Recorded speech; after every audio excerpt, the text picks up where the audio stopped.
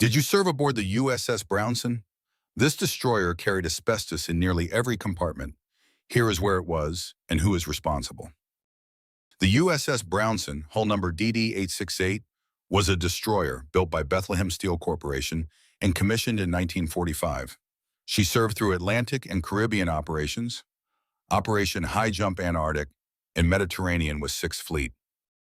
Like other destroyers of her era, the USS Brownson DD-868 ran on steam power, boilers, turbines, and miles of piping that were insulated with asbestos lagging and sealed with asbestos gaskets impacting throughout the ship. The USS Brownson DD-868 went through the shipyards more than once: a Fram-I modification at Boston Naval Shipyard in 1962, a sonar dome and sonar receiver installation at Boston Naval Shipyard in 1967, and a Nixie anti-torpedo system installation at Boston Naval Shipyard in 1971. Overhauls and refits in that era meant tearing out and replacing asbestos lagging, insulation, and gaskets.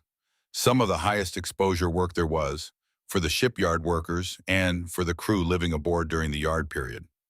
If you were aboard for one of those yard periods in the 60s or 70s, you probably remember it.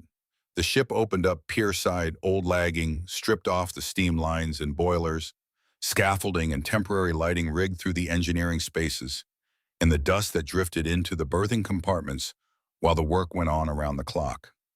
Much of that dust was asbestos. Over her career, she operated out of Bath, Maine, and Naval Station Newport, Rhode Island. The exposure was worse down in the engineering spaces, the fire rooms, boiler rooms, and engine rooms, where the equipment was wrapped in asbestos in tight, poorly ventilated compartments.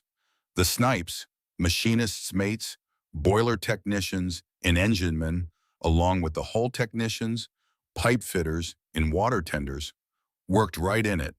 But because asbestos lined the whole ship, all hands had exposure, especially during shipyard overhauls. Here is what matters now. You cannot sue the Navy, but you can bring a claim against the companies that made the asbestos equipment and insulation used aboard the ship. Those companies are named in thousands of asbestos claims. Even a diagnosis that comes decades after your service can still support a claim today.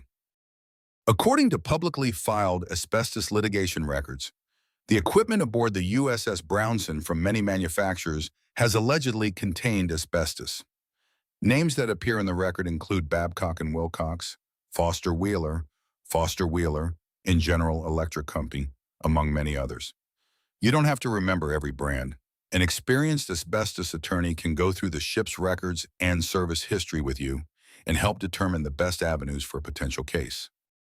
If you served aboard the USS Brownson and were later diagnosed with mesothelioma, asbestosis, or another asbestos-related disease, you may have a legal claim against the companies that made the asbestos products used aboard your ship. This is educational information from an independent publisher, not a law firm, and is not legal advice.